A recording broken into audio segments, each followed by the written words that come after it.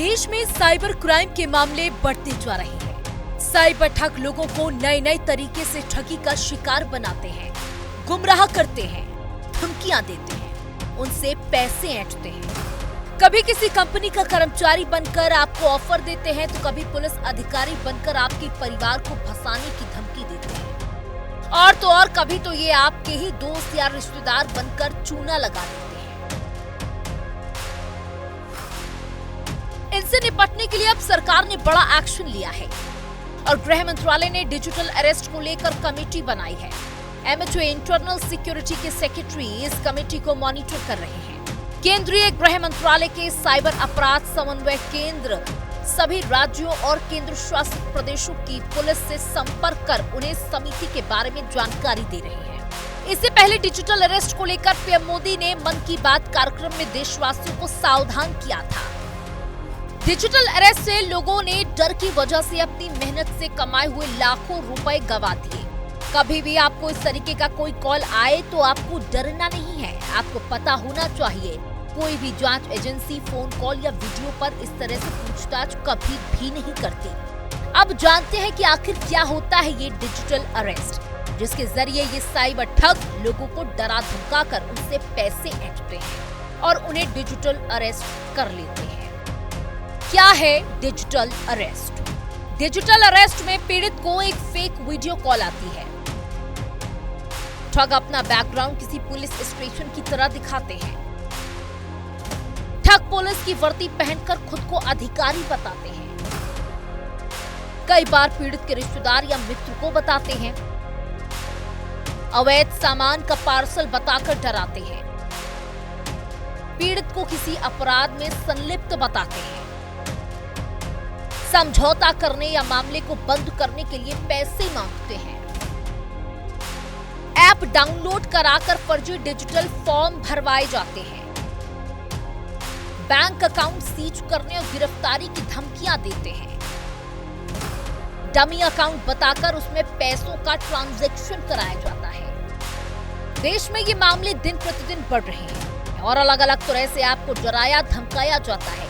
आपको बता दें कि इस साल डिजिटल अरेस्ट की 6000 से ज्यादा शिकायतें दर्ज हुई हैं। 6 lakh mobile phone cyber fraud और डिजिटल अरेस्ट की घटनाओं में शामिल रहे, जिसके एमएचए साइबर विंग के द्वारा ब्लॉक कर दिया गया। विंग ने अब तक 709 मोबाइल फोन और ऐप को ब्लॉक किया है। इसी के साथ साइबर फ्रॉड में शामिल 1,10,000 IMEIs ब्लॉक किए गए हैं और 3,25,000 फेक बैंक अकाउंट्स को फ्रीज किया गया। डिजिटल अरेस्ट के मामले में एक्शन। डिजिटल अरेस्ट की 6,000 से ज्यादा शिकायतें दर्ज। साइबर फ्रॉड और डिजिटल अरेस्ट में 6 लाख फोन यूज हुए। सभी 6 lakh phone MHA cyber wing ने ब्लॉक किए। विंग ने अब तक 709 मोबाइल ऐप भी ब्लॉक किए। 1,10,000 IMEs ब्लॉक किए गए। 3,25,000 फेक बैंक अकाउंट फ्रीज किए गए। ऐसे फ्रॉड में कई लोग शिकार हो जाते हैं, जिसे लेकर पीएम मोदी ने अपनी मन की बात कार्यक्रम में डिजिटल अरेस्ट पर लगाम लगाने के लिए उपाय भी बताए थे। उन्होंने कहा कि डिजिटल अरेस्ट जैसे अपराध को 3 चरण के जरिए रोका जा सकता है। रुको, पीएम ने कहा कि जब भी कोई फोन करे तो उससे कुछ भी बताने से पहले थोड़ा रुकना चाहिए। सोचो, कोई भी सरकारी एजेंसी फोन पर ना पूछताछ करती है और ना ही धमकी देती है और ना ही अरेस्ट की बात कहती है। ये सब आपको सोचना होगा। एक्शन लो। राष्ट्रीय साइबर हेल्पलाइन 1930 पर बात करें और फ्रॉड होने से बचने के लिए एक्शन लें। डिजिटल अरेस्ट मामले से बचने के लिए जहां गृह मंत्रालय ने कमेटी का गठन किया है, तो वहीं पीएम मोदी ने भी इनसे बचने के तरीके बताए। लेकिन इनसे बचने के लिए सबसे ज्यादा जरूरी है सावधानी। ब्यूरो रिपोर्ट, हिंदी खबर।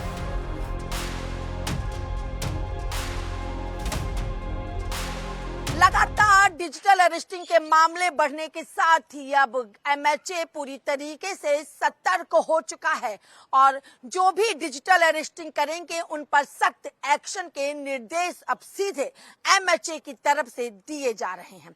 हालांकि इन सारे प्रकरण को लेकर के साइबर फ्रॉड करने वाले लोगों की जहां गिरफ्तारियां भी हो रही हैं, वहीं साइबर फ्रॉड में शामिल होने वाले मोबाइल फोन भी जब्त हो रहे हैं। कई मोबाइल को ब्लॉक किया जा रहा है तो फर्जी अकाउंट भी फ्रीज हो रहे हैं।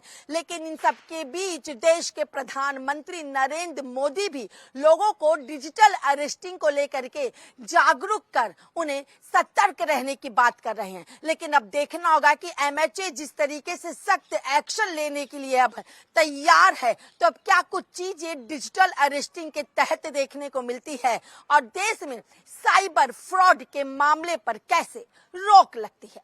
वीडियो जर्नलिस्ट दीपक के साथ मैं कंचन अरोड़ा, दिल्ली, हिंदी खबर।